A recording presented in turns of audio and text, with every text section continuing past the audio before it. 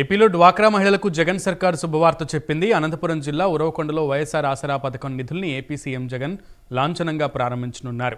2019 April 11వ తేదీ నాటికి రాష్ట్రంలో 78,94,169 మంది పొదుపు మహిళల పేరిట బ్యాంకుల్లో 25,570 కోట్లు అప్పు ఉంది.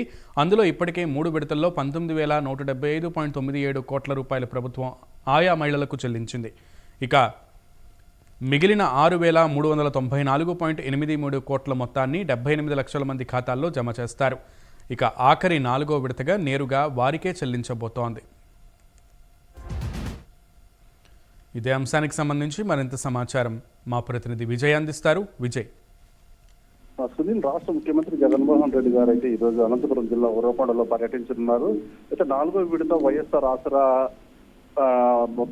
అమౌంట్ ని మొత్తం ఈరోజు లబ్ధిదారుల ఖాతాల్లోకి జమ చేయనున్నారు. అయితే ఈ రోజు 9 గంటలకు విజయవాడ నుంచి ప్రత్యేక విమానంలో బయలుదేరున్న వైఎస్ జగన్మోహన్ రెడ్డి పుట్టపర్తి విమానాశ్రయం చేరుకుని అక్కడి నుంచి ప్రత్యేక హెలికాప్టర్ ద్వారా ఉరవకొండ బయలుదేరున్నారు. దాదాపు ఈ రోజు రాష్ట్ర వ్యాప్తంగా 6,394.83 లక్షల రూపాయలు ఈ రోజు లబ్ధిదారులకు అయితే వారి ఖాతాల్లోకి ప్రత్యక్ష జమ చేయనున్నారు. దాదాపు 78,94,169 మంది లబ్ధిదారులకైతే వారికి ఈ రోజు మొత్తం జమ కానుంది.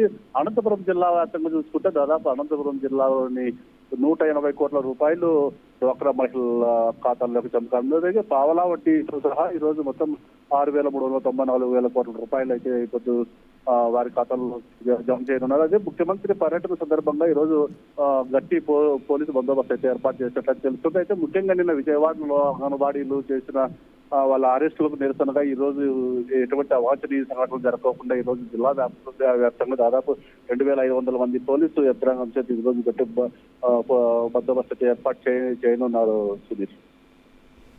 Right Vijay, thank you.